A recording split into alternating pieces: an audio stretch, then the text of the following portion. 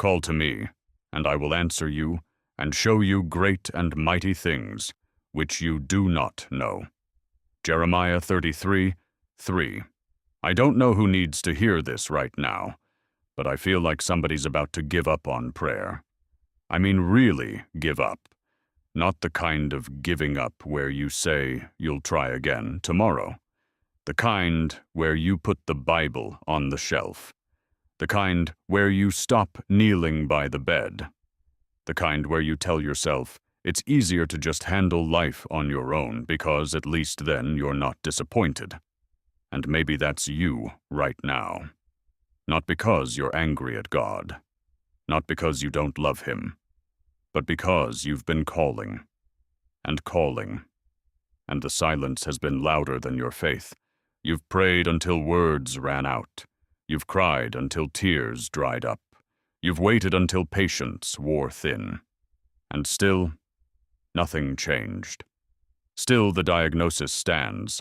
Still the marriage crumbles. Still the bank account empties. Still the wayward child stays lost. Still the job never comes. Still the grief won't lift. And somewhere along the way, a lie crept into your heart. You didn't even notice it at first. It sounded reasonable. It sounded humble even. The lie said, maybe he's not listening. Maybe I'm doing something wrong. Maybe my sin is too great. Maybe prayer doesn't work for people like me. Maybe God is disappointed in me. Maybe I missed my season. Maybe it's too late.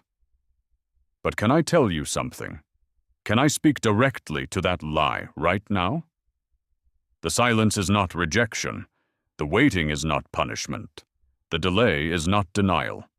And your prayers are not falling into a void. There's a verse we read so fast we miss the weight of it. We glide over it like it's just another nice promise. But it's not. It's a lifeline thrown into a storm. Jeremiah 33:3. God speaking to a prophet trapped in a prison courtyard, the nation crumbling around him, everything looking dead, everything looking hopeless. Jeremiah had preached the truth and got thrown in a hole for it. He was sitting in mud and darkness, wondering if God had forgotten his promises. And God says, call to me. Not call to me if you have enough faith. Not call to me when you get your life together. Not call to me after you fix your marriage, after you defeat your addiction, after you figure out how to forgive. Just call from the mud, from the pit, from the darkness. Call. And I will answer you. Not maybe, not perhaps, not if you're lucky or good enough or holy enough. I will answer. The God who spoke galaxies into existence, who knit you together in your mother's womb, who numbers every hair on your head, he says, I will answer. And show you great and mighty things, which you do not know. Things you can't see yet. Things beyond your imagination. Things the enemy hopes you never discover. Things that will make every tear worth it. Things that will prove he was working even when you couldn't see him working. Great things, mighty things, hidden things. But here's the hook, the part that grabs me and won't let go. He says, call to me first, not figure it out first, not fix yourself first, not prove yourself first. Call first, from the mess, from the doubt, from the place where you're barely holding on, from the place where your faith is the size of a mustard seed and fading fast. Call. So today, if you're ready to pick up the phone again, if you're ready to believe that he's still on the line, that the line was never dead, that the silence was never his absence, but his invitation to go deeper. Let's walk together. Let's walk through 10 postures of the heart that open the door to answered prayer. Not because you earn it, not because you perform well enough, but because you position yourself to receive what he's already releasing. because the answer may already be on its way. And you just need to clear the landing strip. Number 1. Come with nothing but need. Psalm 34:18. The Lord is near to the brokenhearted and saves the crushed in spirit. Not the polished, not the put together, not the ones who have all the right words and all the right theology. The broken, the crushed, the ones who show up with nothing to offer but their need and their tears and their honesty. You know what that means. It means you qualify. Right now, in your current state, with your current struggle, with your current doubts, you qualify. The enemy wants you to believe you need to clean up before you come. He wants you to think God is keeping a scoreboard and you're too far behind. But that's not the God of the Bible. That's a religious idol. The God of the Bible runs toward the prodigal while he's still a long way off, still smelling like pigs, still wearing his failure like a second skin. The God of the Bible touches lepers. The God of the Bible eats with sinners. The God of the Bible says, "Come to me, all you who are weary and heavy laden, and I will give you rest." Number 2. Stay connected. John 15:7. If you abide in me, and my words abide in you, ask whatever you wish, and it will be done for you. Read that again, slowly this time. If you abide in me, not if you visit occasionally, not if you come when you need something, not if you keep him as an emergency contact. Abide, dwell, live, remain, make your home in him. And my words abide in you. Not just the verses you memorized in Sunday school, not just the passages you skim before bed. His words, living in you, shaping you, changing how you think, how you love, how you forgive, how you see the world. Ask whatever you wish, and it will be done for you. Do you see the order? The power isn't in the asking. The power is in the abiding. When you're connected to the vine, the fruit comes naturally. When you're close to his heart, you start asking for what he already wants to give. Your will aligns with his will. Your desires match his desires. And then asking is just agreeing with what he's already planned. So many of us rush into the throne room with our shopping lists. God, I need this. God, fix that. God, why haven't you done this yet? But we haven't taken time to just be with him, to sit at his feet like Mary while Martha's in the kitchen stressing, to let his presence reset our priorities. Don't just rush in with requests. Rest in his presence first. Let his words soak into your spirit.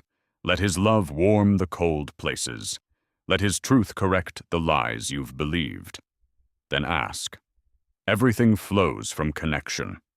A branch cut off from the vine doesn't produce fruit. It doesn't even try.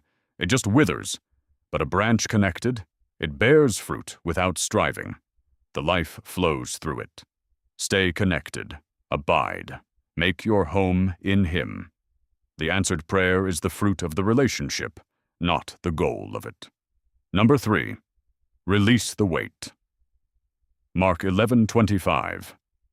And whenever you stand praying, forgive, if you have anything against anyone, so that your Father, also who is in heaven, may forgive you your trespasses. This is the one nobody wants to talk about. The uncomfortable one. The one that makes us shift in our seats and scroll past. But Jesus didn't avoid it. He put it right in the middle of his teaching on prayer. Right there between faith and asking. Whenever you stand praying, forgive. Not if you feel like it. Not if they deserve it. Not if they apologize first. Whenever. As a regular part of your prayer life. Forgiveness isn't optional. It's the air in the room. Unforgiveness is like a rock in your pocket. You forget it's there until you try to run. Then you feel the weight. Then you realize you can't move the way you used to. Then you understand why you're so tired. And here's the hard truth. Unforgiveness doesn't hurt the person who wronged you. They're probably living their life, not thinking about you, not losing sleep over what they did. Unforgiveness hurts you. It poisons your thoughts. It steals your peace. It blocks your prayers. Not because God is punishing you, because unforgiveness hardens your heart. And a hardened heart can't receive what God is trying to give. It's like trying to pour water into a sealed jar. The water is flowing. The jar just won't open. Is there someone you need to release today? Someone who hurt you deeply? Someone who never said sorry? Someone who should know better? Someone who took advantage of you? Someone who broke your trust? Let them go. Not for their sake, for yours. You don't have to trust them again. You don't have to pretend it didn't hurt. You don't have to be best friends. You just have to release the debt. Hand it over to God. Say out loud, I release this person to you. I give up my right to revenge. I trust you to handle it justly. And I ask you to heal the part of me that still hurts. Let it go. So your prayers can breathe again. So the flow can resume. So your heart can soften enough to receive what he's been waiting to give. Number 4. Run in, don't crawl. Hebrews 4:16. Let us then with confidence draw near to the throne of grace, that we may receive mercy and find grace to help in time of need. Confidence. Not hesitation. Not shame. Not fear. Not, I hope he'll see me. Or, I hope I'm not bothering him. Confidence. You know why? Because you're not approaching a judge waiting to condemn you. You're not approaching a distant king who might or might not acknowledge your existence. You're approaching a Father who already proved the throne of grace, on the cross, not the throne of judgment. A Father who ran toward you, not the throne of performance you were still a long way off, unearned, undeserved, unlimited. So run in. Don't crawl. Don't creep. Don't hang back by the door hoping someone notices you. Run in like a child who knows they're loved. Run in like you belong there. Because you do. He's glad you're here. He's been waiting for you. He's not annoyed by your persistence. He's not keeping track of how many times you've asked the same thing. He's not checking your attendance record. He's your Father. And fathers don't want their children to approach with fear. They want them to come running. So run in today. Tell him everything. Hold nothing back. He can handle your honesty. He can handle your anger. He can handle your tears. He can handle your doubts. Run in. He's waiting. Number 5. Be honest, then let go. Philippians 4:6. Do not be anxious about anything, but in everything by prayer and supplication with thanksgiving, let your requests be made known to God. He wants the details. He's not a vague God who deals in generalities. He knit you together. He knows the number of hairs on your head. He knows when a sparrow falls. He cares about the details of your life. So tell him exactly what you want. Be specific. Be honest. Don't filter yourself. Don't use religious language to sound more spiritual. Just talk to him like you'd talk to someone who loves you completely. God, I need this job. God, I want this marriage healed. God, I'm desperate for my child to come back to you.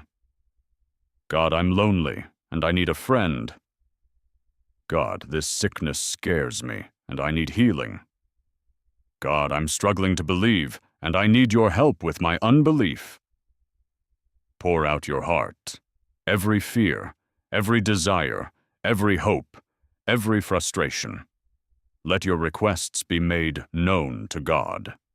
Not because he doesn't know them already, because in the telling you remember that he knows, because in the asking you acknowledge that he's the source, because in the vulnerability you deepen your trust.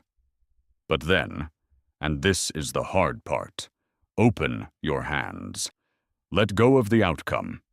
Not because you stop caring, Because you trust the one who holds the outcome. Because you believe that even if the answer looks different than you expected, it will still be good. Because you know that his ways are higher than your ways, and his thoughts higher than your thoughts. Specificity honors him.